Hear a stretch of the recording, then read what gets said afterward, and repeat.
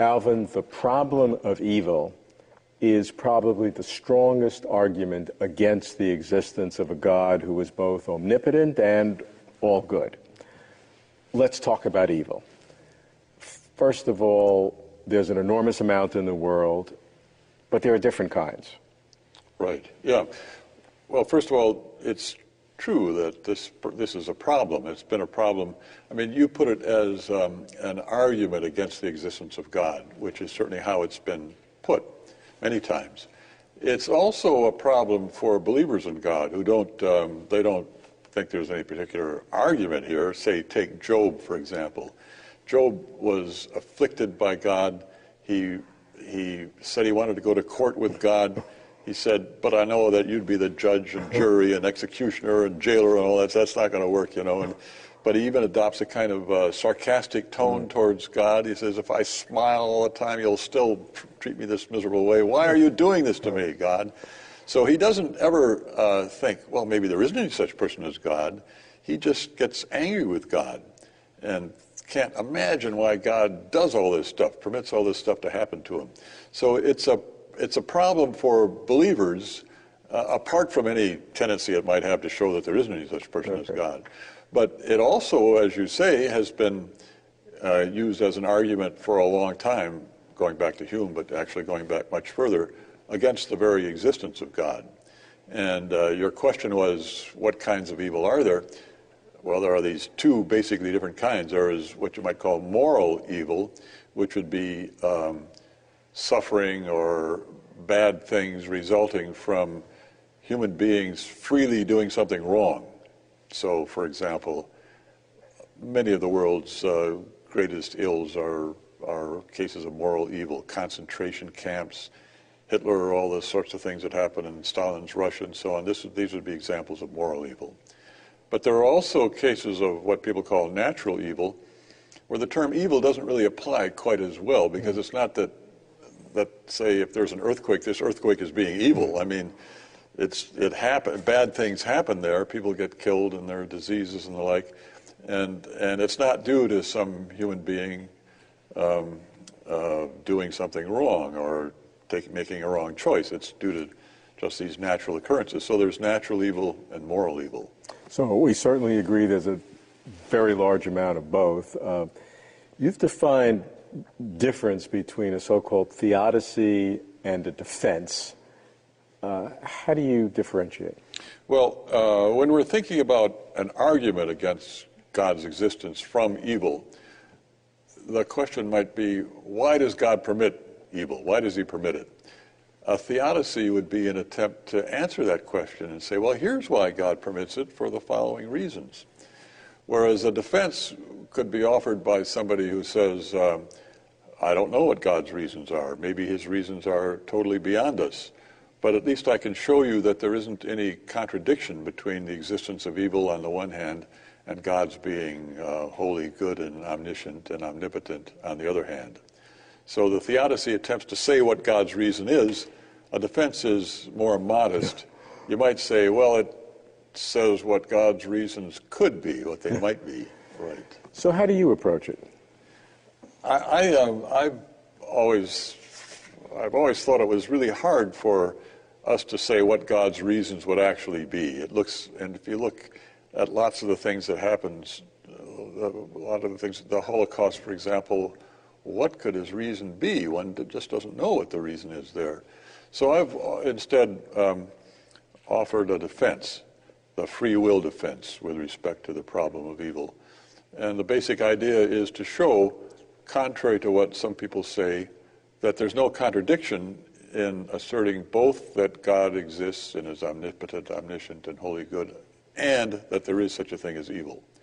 Various philosophers have said that there is such a contradiction, and I argue that there isn't, by virtue of the free will defense. How do you do that? Well, the free will defense roughly goes like this.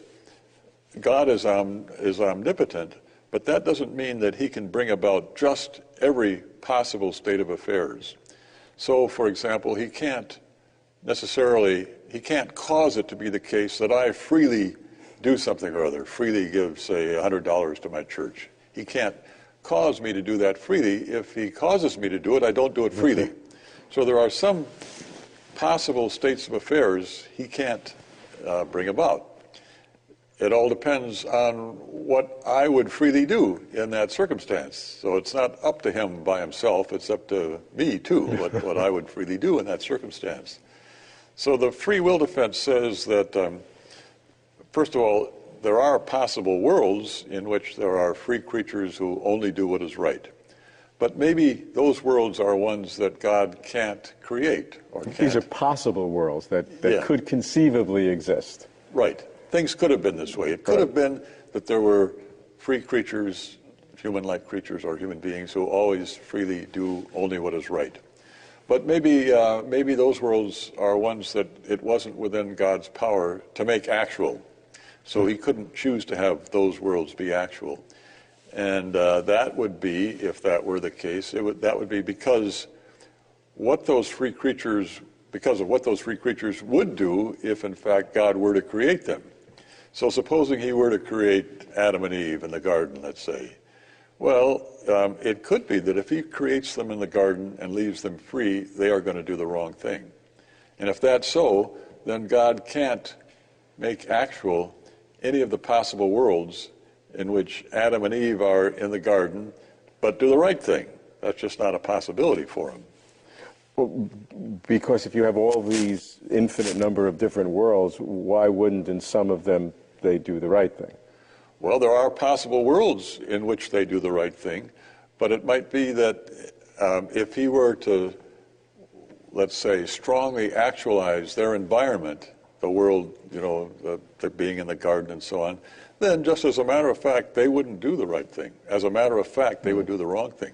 Sure, there are possible worlds where they do the right thing in that circumstance, but as a matter of fact, what they would do is the wrong thing. And if that's the case, then there's a certain, we might call it, counterfactual of freedom about them. Namely, that if Adam and Eve were in such and such a circumstance, they would freely do the wrong thing.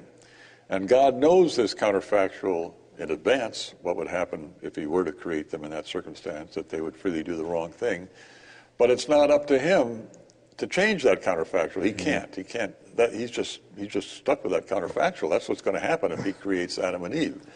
They're going to do the wrong thing. Well, that means then that he can't create any possible world in which Adam and Eve are there and in the garden and the like and do the right thing. And it could be that this, it's logically possible. I don't say it's true at all, of course. It may be wildly implausible. But it could be that for any free creature you pick out, if God were to create that creature and put him in this in any particular circumstance you mentioned, any possible world you mentioned, that creature would do at least one wrong thing. Any creature like that would suffer from what I called trans-world depravity. A wonderful phrase. Right. So Calvinists talk about total depravity. Trans-world depravity is broader, but not as deep. Total depravity means that all the various parts of your nature are corrupted by sin. Trans-world depravity says only that for any world in which God could have actualized you, you would perform at least one wrong action. And that, therefore, God could not create a possible world in which there was no evil. Therefore, he could not create a possible world in which there were free creatures but no evil. Any world he created that had free creatures in it would contain some evil. So that putting up with evil or permitting evil would be a necessary condition of having free creatures. And maybe that was a good exchange. Maybe the price was right, you might say, from God's point of view. Now, you characterize this as a defense more than a theodicy. Yeah. It's a defense because I say possibly all creatures suffer from trans-world depravity. I don't say that they actually do. If I knew that they actually did, then I'd have a theodicy. But I don't know that. I mean, how would I know a thing like that? But it is possible. And if it is possible, then it's also possible both that God be holy, good, and all-powerful, and all-knowing, and that there be evil. Now, one of the changes in the atheistic use of the from their point of view, the argument from evil, would be that you and others have eliminated the logical requirement that if you have evil, then you have no God. But you've not dealt with the magnitude and the enormity. So probabilistically, there's probably no God, even though logically you cannot exclude the possibility. That's certainly, that's the way things have gone. So that up till, say, 30 or 40 years ago, the argument from evil was usually stated as a deductive argument. It stated there's just incompatibility, inconsistency between these two things. Now it's not put that way anymore because most people have more or less agreed that the free will defense actually does work with respect to the logical problem of evil. But now the suggestion is right, that the existence of all this evil just makes it vastly unlikely, extremely unlikely that there is such a person as God. And there, again, I think it's important to think about the following sorts of things. If God had a reason for permitting all this evil, well, that would be fine. That's what you'd expect, and there'd be a reason for it. There wouldn't be any problem of evil, so to speak. The problem is that we can't see what these reasons are. If God does have a reason, why does He permit these terrible things that happen? I mean, at Virginia Tech recently, and there's such a long list, such a long litany of evils. Why does He permit these things? Well, I think believers in God have to admit we don't know why God permits those in any detail, at least. But the question is whether that makes it unlikely that God does have a reason. I mean, suppose God does have a reason. Is it likely that I would know? Would you and I be the first person He'd tell? Maybe His reasons are totally beyond our ken. Maybe we can't even, maybe we just don't know enough about what His circumstances are like to have any grasp of what His reasons might be. So if you go back to the book of Job again, Job, he can't imagine why all this is happening to him. In the prologue to the book, it said that what happened was God was having this discussion with Satan. And Satan said something like, well, that Job, I know you like him, but he's really a miserable time server, sort of hypocrite kind of a guy. If I afflict him a little bit, he'll turn his back on you and curse you. And so God sort of takes up the challenge and says, okay, well, you can afflict him. You can't kill him, can't touch his life, but you can afflict him, and Satan does.